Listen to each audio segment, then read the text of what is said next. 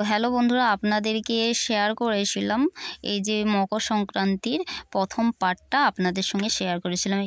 এটা হলো তারই দ্বিতীয় পার্ট, কারণ ভিডিওটা পার্টভাবে না তৈরি করলে ভিডিওটা একসাথে শেয়ার করা যেত না, সেই জন্য দুটো পার্ট করেছিলাম। আগেরটা করেছিলাম আমি যে আমাদের পাশাপাশি মন্দিরে মকর দিয়েছিলাম, পুজো দিতে গিয়েছিলাম, তো সেটা। আর এটা আমি যেখানে মানত করেছিলাম মেয়েটার জন্য, সেখানে পুজো দিতে এসে ঘোড়া কিনেছিলাম, সেইটুকুই আপনাদের সঙ্গে শেয়ার করেছিলাম। তো এখানে সেই ঘোড়া কিনে নিয়ে আমি মন্দিরে দাঁড়িয়ে পড়লাম পুজো দিতে।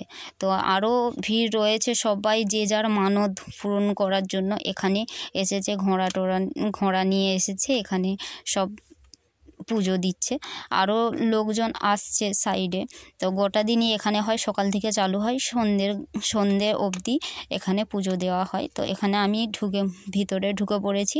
তো আমার পুজো দেওয়া হচ্ছে, ঘোড়াটা দিয়ে দিয়েছি। তারপর পুজো দেওয়ার জন্য যা যা জিনিস নিয়ে গেছিলাম সেখানে রয়েছে কয়েকজন, তেনাদের হাতে দিয়ে দিলাম। তো তেনাদের হাতে দিয়ে দিতে সেখানে আমার পুজোটা দেওয়া সারাই হয়ে এসেছে। তো ওখান থেকে বেরিয়ে এসে ছেলে মেয়েকে নিয়ে যাব ওখানে গিয়ে, যে ওই ঠাকুরমশাই ওটা যে মাথায় ওটা কি দিচ্ছে, ওটা ছেলে মেয়েটার মাথায় যেন বুলিয়ে দেন, সেই জন্য ওখানে পয়সা দিয়ে ছেলে মেয়েটাকে প্রণাম করিয়ে মাথাটা একটু আশীর্বাদ নিয়ে চলে আসবো। তো এখান থেকে বেরিয়ে যাব সোজা মেলায়। ওখানে মেলা ঢোকার সময়, মন্দিরকে আসার সময় এই ছেলে মেয়ে বায়না করেছিল গাড়ি কিনবে, তো ওদেরকে বুঝি এইগুলোই দিলাম। ওদের ইচ্ছে ছিল বড় বড় গাড়ি নিবে, তো সেইগুলো এড়িয়েই ওদেরকে এইগুলো গুছিয়ে দিলাম। তো ওদেরকে বুঝিয়ে কিনে দিলাম। আর এখানে ভাসুরের মেয়েটা আর ননদের মেয়ে সব কি নেবে কেনাকাটা করছে। তো ওরা কয়েকটা জিনিস নিয়েছে, তো আমিও যা নেওয়া নিয়েছি, আমি আর কিছু নেবো না। তো শিশু মেলা সামনে আসছে, তো শিশু মেলায় যাব, সেখানে যা নেওয়া নেবো। তো চারিদিকটা ঘুরে ফেললাম, নিচে ফুচকা খাওয়া হয়ে গেছে, তো ফুচকা খেয়েছি। তারপরে ও জিলেপি নিল। তো মেলাটা ঘুরে ওই বাচ্চাদের জন্যই নিয়েছি। তো ওখান থেকে সোজা নদী পেরিয়ে পড়লাম বাড়ির দিকে। তো বাড়ি চলে যাব নদীর সেপারে, ওখানে হচ্ছিল পুজোটা, তো ওখানে পুজো দিয়েই বাড়ির দিকে রওনা দিয়েছি। তো এবারে সোজা মাঠ দিয়ে চলে যাব বাড়িতে, বেশিক্ষণ টাইম লাগবে না। তো ঘরকে চলে এলাম, এসেই কাজের শেষ নাই, বামুন ঠাকুর আসবেন, যে ঠাকুরটা এতদিন পুজো করেছিলেন, তো সেই ঠাকুরটা বাগিয়ে রাখা হবে, সেই জন্য সেই যোগাযন্ত্র করছি। তো আজকেও আলপনা দিতে হবে, সেই জন্য খড়ি মাটি ভিজিয়ে দিয়েছি। তো আলপনাটা তাড়াতাড়ি দিয়ে দিই, ঠাকুরমশাই এদিকে প্রায় বাড়ি সারা, তো তাড়াতাড়ি আসবেন, সেই জন্য আলপনাটা দিতে চালু করে দিই। তো তাড়াতাড়ি দিই আগে। আপনাদের সঙ্গে শেয়ার করেছিলাম যে আলপনা দিচ্ছিলাম, সেটা শেষ বৃহস্পতিবার ছিল। এটা সংক্রান্তি দিনে ঠাকুর নামানো হবে, যে ঠাকুরটা তোলা হয়েছে, তো গণেশ আর সরা দিয়ে, তো সেই ঠাকুরটা এখানে নামিয়ে রাখা হবে। তো এই নকশাটার মধ্যেই নামিয়ে রাখা হবে, সেই জন্য নকশাটা ভালোভাবেই করার চেষ্টা করছি। কিন্তু এত ঠান্ডা, তার উপরে লেটও হয়ে গেছে, ওখান থেকে সেই আলপনা দিতে চালু করলাম। ফলটা আগে কেটে নিয়েছি, তারপরে আলপনা দিতে চালু করেছি। তো এখানে আরও কিছু কাজ ছিল, তো সেই কাজগুলো সারতে এত ঠান্ডা পড়েছে। তো যতই তাড়াহুড়ো করি, যেন তাড়াহুড়োর মধ্যেও যেন দেরি হয়ে যাচ্ছে ঠান্ডার জন্য। তো যাই হোক, কাঁপতেই সব কাজগুলো আস্তে আস্তে সারছি। তো আলপনা এখানে দিয়ে দিলাম, এখানে ঠাকুরটা নামানো হবে, নামিয়ে পুজো করা হবে, তারপরে খড়ের আঁটি দিয়ে ঢাকা দেওয়া হবে। তো এখানে 3 দিন ঠাকুর থাকবে। 3 দিন ঠাকুর থাকার পর 3 দিন পর তো এখান থেকে ঠাকুর কীভাবে কী করবে আমি জানি না, শাশুড়ি মা করেন। তো এখানে আমার আলপনা দেওয়া সারা হয়ে গেছে, এবারে ফাঁকেতে আলপনাগুলো দিয়ে দেবো। তো কিছুটা আমার লক্ষ্মী ঠাকুরের পা আঁকা হয়েই রয়েছে, তো আমি এইভাবেই তাড়াহুড়োর মধ্যে এইভাবেই করি। তো ইংরেজির 5 এঁকে, তো তার মধ্যে দিয়ে লম্বা লম্বা আঙুলের যে হয় আঙুলের মতো, তো ওইভাবে করে দিই। এইভাবে করলে শর্টকাট হয়, সেই জন্য অনেকটা। তো আর এইদিকে আরও পুজোর জোগাড় বাকি রয়েছে, সেই জন্য এইভাবেই আলপনাটা দিয়ে নিই। তো এটা ঠাকুর যেখানে থাকবে, তো সেখানে গোটা চারদিক দিয়ে এই ঠাকুরের পাটা এঁকে দিতে হয়। তো আমরা যখন বাপের বাড়িতে আঁকতাম, একটা পা আঁকতাম তো পায়ে তারপরে কিছুটা মই এঁকে দিতাম, তারপরে একটা ফুল আঁকতাম, এইভাবে নানা রকমভাবে। তো লক্ষ্মী ঠাকুরের প্রথমে পা আঁকলাম, তারপরে মই দিয়ে উঠলো, তারপরে একটা ফুল আঁকতাম, তারপরে আবার একটা পা, এইভাবে মোটামুটি এই আলপনাটা দিতে আমার কাকুর মেয়ের অনেকক্ষণ টাইম লাগতো, কারণ সব দিকে আলপনাটা দিতে হতো, তো ওই জন্য অনেকক্ষণ টাইম লাগতো। তো আমার আলপনা দেয়া প্রায় সারা, অনেক লোকজন আসছে, দোকানে ভিড় হচ্ছে, তো আলপনাটা পায়ে মারিয়ে ফেলবে, সেই জন্য আর বেশি দিলাম না, তো পুরোটাই পা এঁকে এঁকে চলে গেলাম। তো এখানে আমার আলপনাটা দেওয়া সারা। এবারে খড়ের আঁটি আমি কিছুটা বয়ে রেখেছিলাম, আবার আনতে হবে, তো খড়ের আঁটিটা নিয়ে আসি। তো খড়ের আঁটিটা নিয়ে এসে এখানে রেখে দিলাম। তো এই খড়ের আঁটিটা পুরোটা ঢাকা দেওয়া হবে। তো আমাদের ঘরে যেহেতু ঠাকুরমশাই আসবেন, পুজো করবেন, তো এখানেও মকর তৈরি হবে ঘরেতেও, সেই জন্য সে মকরের জন্য কিছু ফল কুচিয়ে ফেলি। তো ফুল সব কিছু জোগাড় করা হয়ে রয়েইছে। তো এইগুলো সব কিছু ঠাকুরমশাই আসার অপেক্ষে আমি কাজগুলো এগিয়ে রাখি, আসলেই তো পুজো করতে সুবিধা হবে। তো তাড়াতাড়ি কিছু রেডি করে নিয়ে বসে রয়েছি, এখনও ঠাকুরমশাই আসেননি। তো ঠাকুরমশাই আসলেই এখানে যে পুজো ঠাকুর নামিয়ে যে কাজটা করবেন, তো সেটা তাড়াতাড়ি সম্পূর্ণ হবে, কারণ সব কিছু কাজ এগিয়ে রেখেছি। তো কখন আসে দেখা যাক।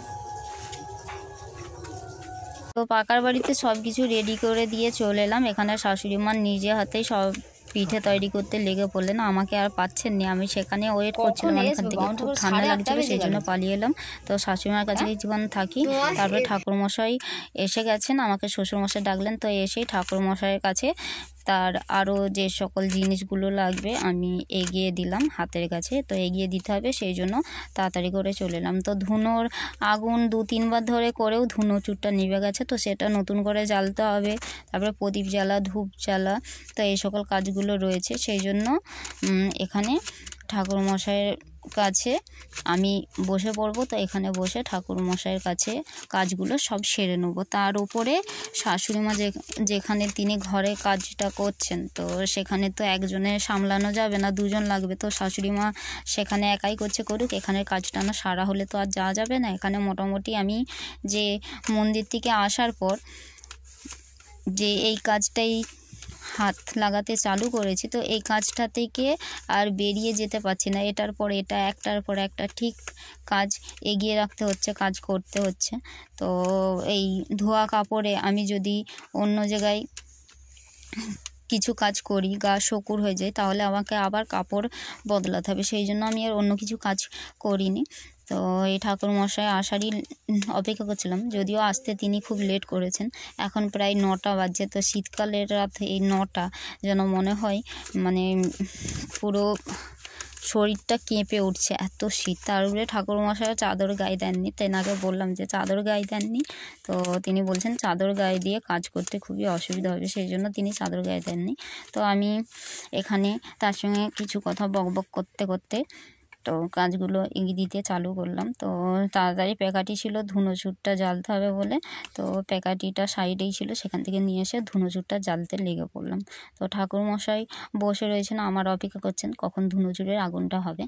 তো ধুনোচুরটাও এমন সমস্যা করছে, কারণ ধুনোচুরে যে ভিতরটা পুরো ছায়েতে ভর্তি হয়ে গেছে, তো সেখানে যে প্যাকাটি নিয়ে এসে জ্বালছি সেটাও আর জ্বালা হচ্ছে না। তো যাই হোক করে ধুনুচুরটা জেলে আগুন করে ফেললাম। তো ঠাকুরমশাই এবার দেখলেন যে রেডি, এদিকে তিনি পুজো করতে বসে গেলেন। তো তিনি পুজো করতে চালু করে দিলেন। শ্বশুরমশাই এসেছিলেন, এসে দেখলেন যে এদিকের কাজ চালু হয়েছে কিনা, তারপরে তিনি চলে গেলেন দোকানে। তো এখানে ঠাকুরমশাই যে মন্ত্র উচ্চারণ করে লক্ষ্মী ঠাকুরের পুজোটা করছেন, তো যে পুজোটা করেন প্রতি মাসে, মানে প্রতি মাসে বলতে এই অঘ্রাণ পৌষের মাসে, এই পুজোটা আলাদা, আর এটা ঠাকুর নামিয়ে যে রাখছেন তার মন্ত্রের উচ্চারণটা আলাদা সম্পূর্ণ। তো বসে বসে মন্ত্রটা শুনতে খুব ভালো লাগছে। তো সব যে ফুলগুলো এখানে আমরা জোগাড় করেছিলাম, সব ফুল দিয়ে তিনি লক্ষ্মী ঠাকুরের যে ছড়াটা ছিলেন সেটা নামিয়ে, তো যে ঠাকুরের আঁটি মানে ধানের আঁটিটা ছিল সেটা সেই ছড়ার ওপরে রেখে দিয়ে ফুল দিয়ে পুজো করছেন। আমিও এদিকে ধুনো দিচ্ছি। আর পাখা তো নেই, আমি ধূপের যে প্যাকেট হয় ধূপের প্যাকেট নিয়ে বাতাস করছি। তো ঠাকুরমশাইয়ের পুজো প্রায় হয়েই এসেছে। তো হয়ে গেলে শ্বশুরমশাই বলেছেন একবারে 60 ধরে দিবেন। তো এইটা 60 ধরতে হয়, তো তিনি একবারে 60টাও ধরে দিবেন। সেই জন্য পুজোটা হয়ে গেলে আমাকে শঙ্খ বাজাতে হবে, আমি শঙ্খ বাজাতে চালু করে দেবো। তো ঠাকুরমশাই আমাকে বলে দিবেন শঙ্খটা কখন বাজাতে হবে। তো শঙ্খটা নিয়ে এসে রেখে দিলাম সাইডে, বললেই আমি বাজিয়ে দেব। তো ঠাকুরমশাইয়েরও পুজো হয়ে এসেছে। তারপরে মকরের জোগাড়টা করে রেখেছি, তিনি একবারে মকরটাও ওখানে দিয়ে দিবেন।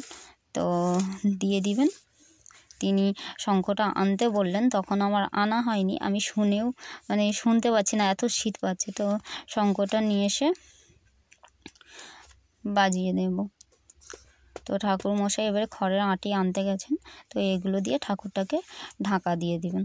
তো আমি আগে এনেছিলাম 7-8টা আঁটি, তো আবার আনতে হয়েছে আমাকে 6টা আঁটি। তো 6টা আঁটি নিয়ে এসে মোটামুটি এগুলো সব দিয়ে ঢাকা দিয়ে দিলেন। তো এতে বাউনি বাঁধতে হয়, তো বাউনি শাশুড়ি মা বেঁধে রেখেছেন, সেটা ওর ওপরে দিয়ে দিবেন। তো এটা 3 দিন হাত দেওয়া চলবে না, এই বাউনিটা এমনই যে যেটার ওপরে রাখা হবে 3 দিন হাত দেওয়া চলবে না। তো ঠাকুরমশাই বাউনি একটা দিয়ে দিলেন, দিয়ে আর তিনি 60টা ধরে দেবেন। তো এই যে 60 ধরে দিচ্ছেন। তো তেনার পুজো সারা।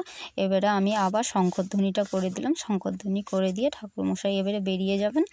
তো আমাদের পুজো সারা। এইভাবে ঠাকুরমশাই প্রতিটা বাড়িতে পুজো করছেন, প্রায় 3টে থেকে বেরিয়েছেন, এখনও ঘরেতে পুজো করবে। তো আজকের ভিডিও আপনাদের সঙ্গে শেয়ার করলাম, কেমন লাগলো অবশ্যই আমাকে কমেন্ট করে বলবেন। তো ভালো লাগলে অবশ্যই একটা লাইক করে যাবেন, আর নতুন হলে চ্যানেলটাকে সাবস্ক্রাইব করে যাবেন। তো টাটা।